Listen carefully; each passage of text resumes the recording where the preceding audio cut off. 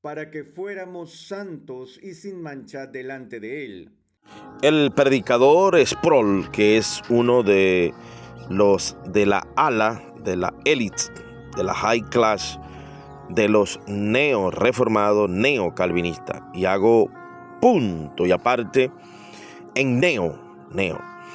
Son neo porque es una nueva secta que surgió de este grupito élite de mucho poder adquisitivo y hoy trastornan el mundo entero con sus enseñanzas a través de las redes, constituyéndose en falsos maestros. Sproul fue uno de los que enseñó también y murió enseñando que aún en la eutanasia el creyente es salvo, siempre salvo. De allí la máxima y la premisa de señalamientos hacia ellos: salvo, siempre salvo. Que si una persona se muere practicando una obra de la carne, como es el caso del desvivirse, de la eutanasia, o adulterio, fornicación, por haber sido predestinado para la salvación, ese creyente es salvo aún. Si bien es cierto, Charles Hodge en su comentario dice que la palabra predestinación tiene algunas dificultades en la interpretación, pero el mismo texto te dice hacia dónde Dios nos ha predestinado, y allí es donde está la disonancia cognitiva de los reformados, neorreformados, calvinistas, de los estos neoliberales que han pervertido la doctrina de Cristo. ¿Por qué los llamo neo? Porque, por ejemplo, Charles Hodge en su teología sistemática habla claramente acerca del asunto del desvivirse. Y Charles Hodge dice que el que se desvincula de la asignación que Dios le ha puesto y comete el pecado de desvivirse es un pecado que no admite arrepentimiento. Por consiguiente, la pérdida del alma. ¿Cómo es que un erudito de los reformados presbiterianos está en completa contraposición de estos neoliberales? Por supuesto, se entiende, porque ellos no son reformados como tales. Es una secta calvinista que se ha sumado con MacArthur, con Miguel Núñez, Paul Washer, Shugel, Sproul. Todo pentecostal debe de alejarse de esta contaminación de espíritu y de carne, de blasfemos, incrédulos, cesacionistas, reprobos, contumaces, que se rebeldizan hacia el texto. Jesús nos habló claramente que para poder heredar el reino de los cielos, nosotros tenemos que ser vigilantes del Sermón del Monte. Cualquiera que escucha esta palabra y las practica, dentro de eso es no matarás. Y no solamente no matarás, aún más complejo, ni siquiera enojarse con el prójimo. Si no puedes matar al prójimo y no puedes enojarte contra el prójimo, ¿cómo es que una persona que practica todo eso contra sí mismo, dejando la mansedumbre y la humildad de Jesucristo, que dijo que nos ha puesto una carga que es ligera y un yugo fácil?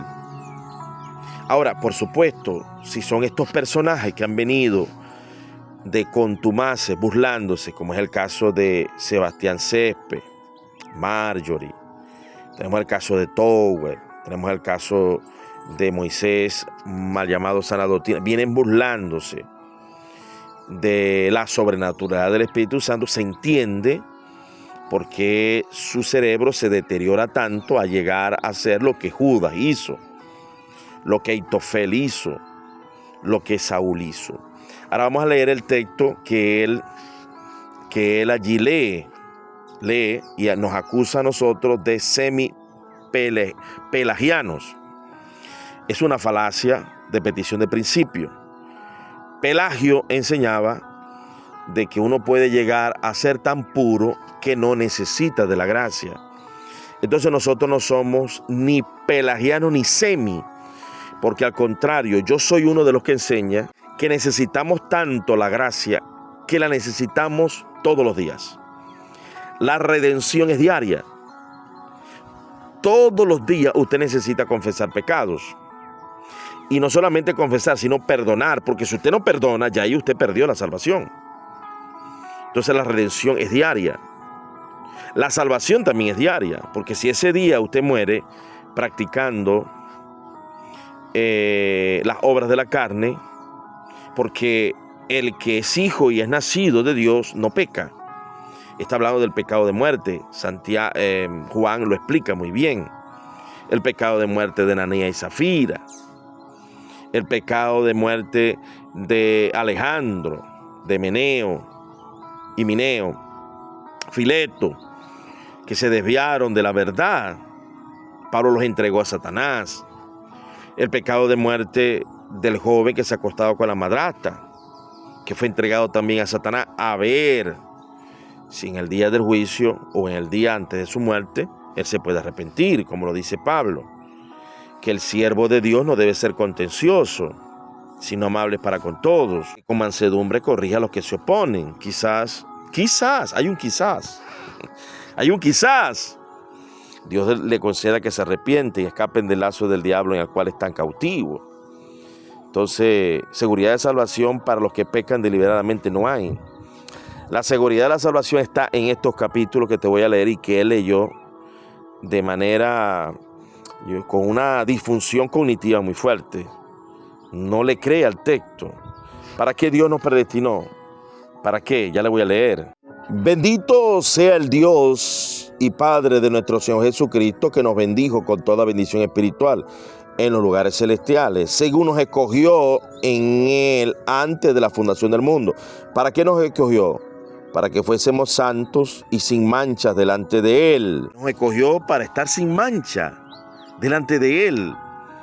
Entonces viene la justificación por la fe. A través de la fe tenemos paz para con Dios. Y esa fe te accede a la gracia. Y esa gracia te lleva a la conservación de la salvación y de la santidad. Ellos hablan de la conservación de la salvación siempre. Y de la santidad. ¿Por qué no hablan de santidad? ¿Por qué no hablan de vivir en el fruto del Espíritu Santo? ¿Por qué no hablan de velar y orar en todo lugar, como dijo Jesús, para que seamos dignos de escapar?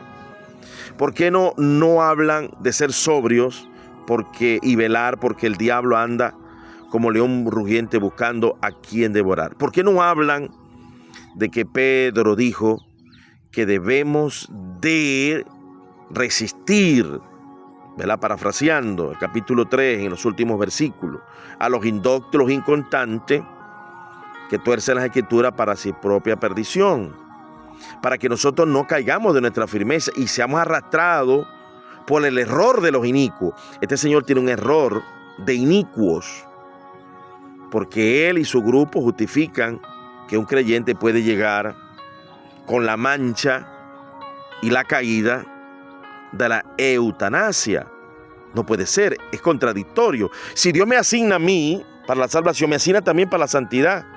Me asigna también para permanecer el pámpano en la vid y no separarme nunca, para no caer de la gracia, para no desvincularme de Cristo, para no ser arrastrado, para que mi fe no sea en vano. 1 Corintios capítulo 15:1. Para que, permaneciendo en la verdad de Cristo, no sea considerado que no tengo a Dios, como dice Juan. El que no persevera en la doctrina de Cristo no tiene a Dios, se ha extraviado. Por supuesto, Judas ratifica lo que vengo diciendo. Aquel que es poderoso para guardaros sin caída y presentaros sin mancha delante de su gloria con gran alegría.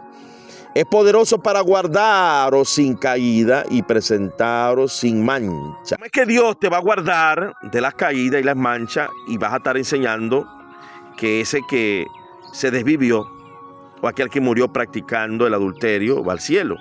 ¿Cuántas veces practicó David el adulterio? Una vez. ¿Cuántas veces David censó al pueblo? Una vez. Y por cada castigo, él aprendió la lección. Entonces, no conviertas, y estos pervertidos han convertido en libertinaje la gracia de nuestro Señor y Salvador Jesús de Nazaret. Son falsos pastores, falsos maestros, falsos teólogos, secta de demonios.